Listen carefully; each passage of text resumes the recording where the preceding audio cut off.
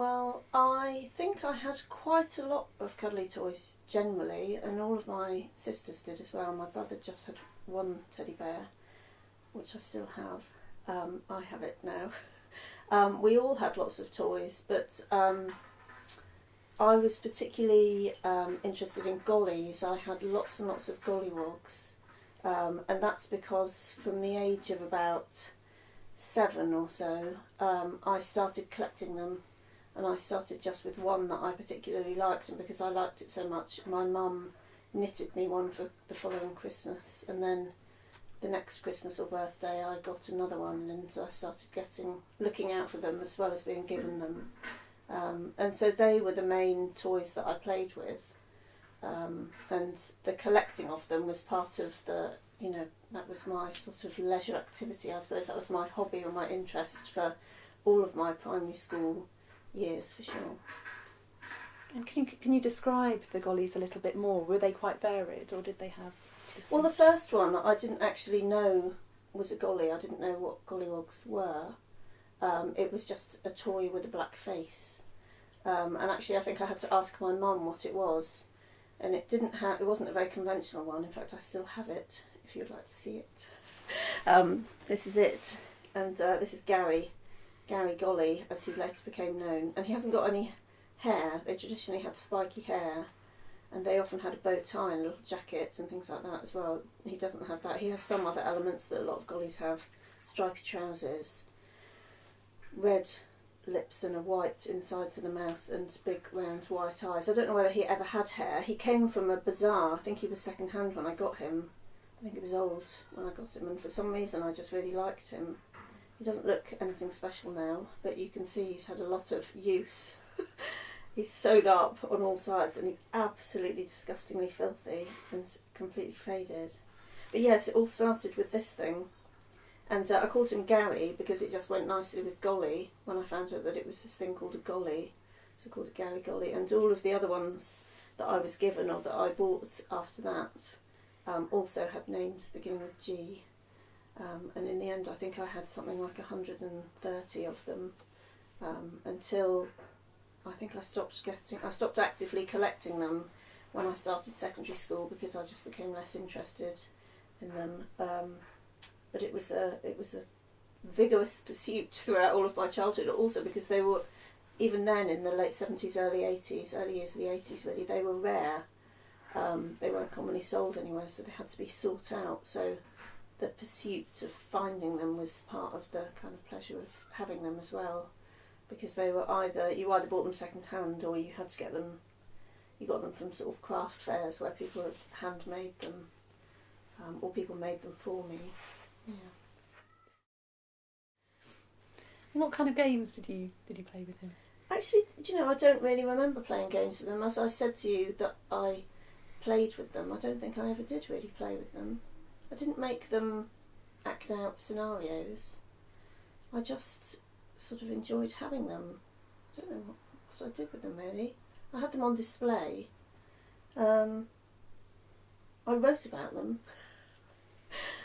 I've always written things, and I wrote a little book about them, and so that was what I did with them really. Was I lined them up according to sizes. I don't remember. I was of an age where I was a bit too old to kind of have tea parties with them, and I was sort of curious about them. So they had personalities, and I gave them names, but I don't actually remember really playing with them. That might be because something's preventing me from remembering it, but I don't think I actually played with them. I did line them up a lot. I had them in a box, and I used to get them out, and I used to sort of, write stories about them and things, but I don't think I made them dance or sing or anything. Do you have any of the stories still today? Yeah, I haven't got very much from my childhood actually. When I was about 16, I threw loads and loads of things away, all of my school books and lots of things from my childhood, including this book, which was the book that I wrote about it, but one of my sisters made me rescue it, and she said that she thought that I ought to keep it. It's called The Golly Pad, and it's in a notebook that was produced by Golden Shred, Robertson's Marmalade, and they famously used to have a Golly token on the back for many, many years. They don't anymore. And in the 1980s, they produced a range of merchandise, and I avidly collected it because it would be very hard to get anything to do with Gollies apart from through that company, and so anything that they sold I bought. So I've got various things in here. I've got a list of all the Golly names. As I said, they all began with G. Graham, Grace, Goliath, Gail, Gregory, Gwen, Glenda. Sometimes I had to make some up because it got quite hard after a while to come up with over 100 names beginning with G. There's some content by my sister in here as well, my sister Jane. There's a song.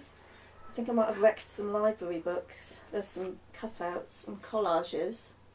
A song that I wrote. I can remember the tune, but I'm not going to sing it for you.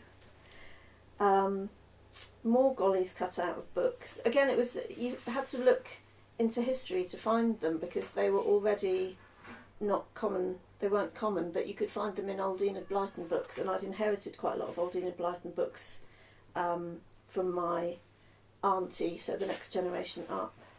I wrote a poem. There's funny little interventions that are bits of advertising. So there's information here about sending off for Golly brooches. There's a history page, which is a history taken from Robertson's. A little book review. It's sort of, I'm not sure what the genre of this is. It's kind of somewhere between an annual, like a kind of, it's got colouring in and things to do in it. I don't know who I thought was going to do it, but it's like an activity guide. And then there's a bit of kind of social reportage, because in the 1980s, actually you can see me sort of coming into consciousness about the race issue, that there was starting to be quite a lot of discussion in the newspapers about whether Gollies should be banned, and lots of debates about whether Gollies were racist or not. And so I've cut out and collected and transcribed a few newspaper articles about them going in and out of favour. From the Daily Express this one is, and I think that's because my parents got the Daily Express, a rather right-wing tabloid, but yes, I wrote a story. I listed all the things I owned. You see, I was very proud of being a collector. There's another, yes, there's something there from 1984 from the Daily Express called Not So Good Golly. Over the last 30 years somewhere that's fallen out, but got a little newspaper cutting of a Golly with a sad face. And I, starting to sort of obviously think about this idea that they're offensive and insulting. But I've got little historic things. Someone gave me a 1950s Robertson's article. I've got a competition that you could send in and I would judge the prize. No one sent anything in because no one ever saw this. Colouring in and a review of a play, another poem.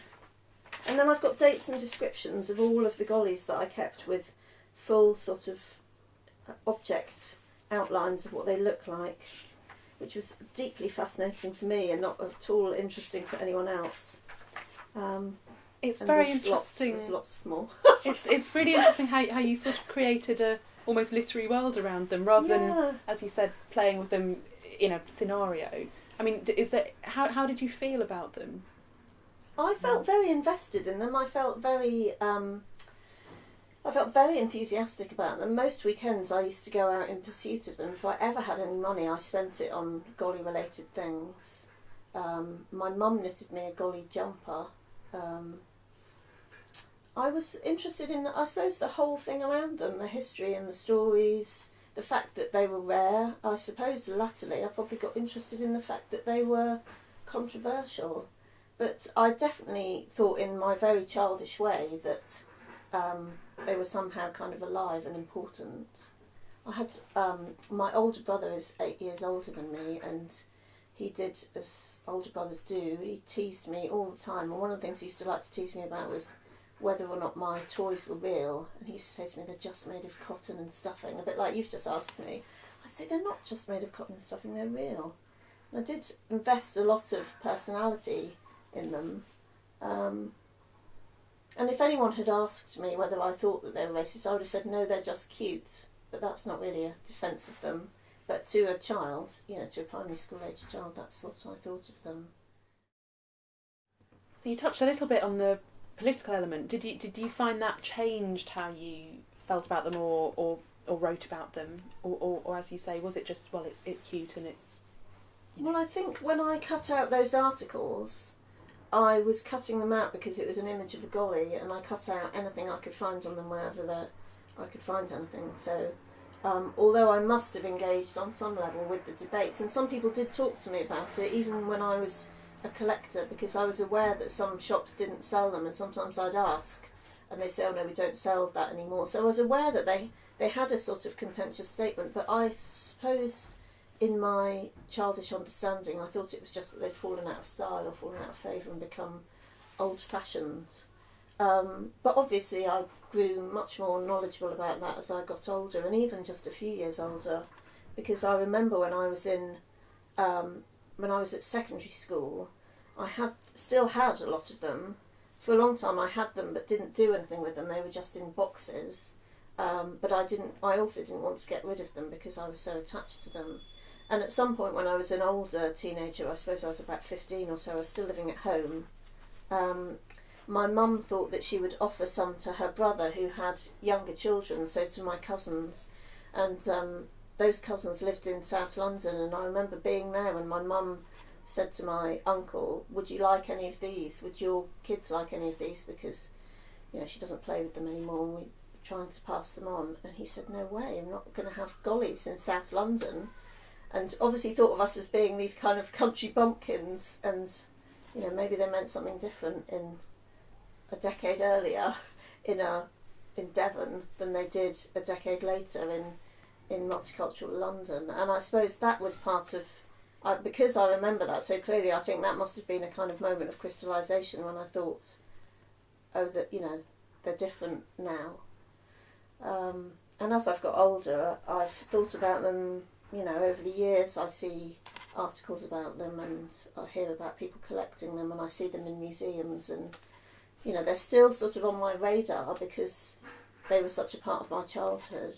But now I'm fully aware of how, you know, they're deeply offensive, and the more knowledgeable I've got about their origins, the more I look differently on them, because now I can see by looking at them that they're absolutely part of a tradition of minstrelsy and, you know, mockery of black culture, which I couldn't see at the time because I didn't have that visual knowledge to see images of gollies next to images, you know, that mock, you know, thick lips and a shock of hair, and I already could see that in children's books the golly was often the villain in a very simplistic way because of a golly's black face. It's often cast as the impish or naughty one. So you can see it from Noddy and all these sort of famous Brighton books.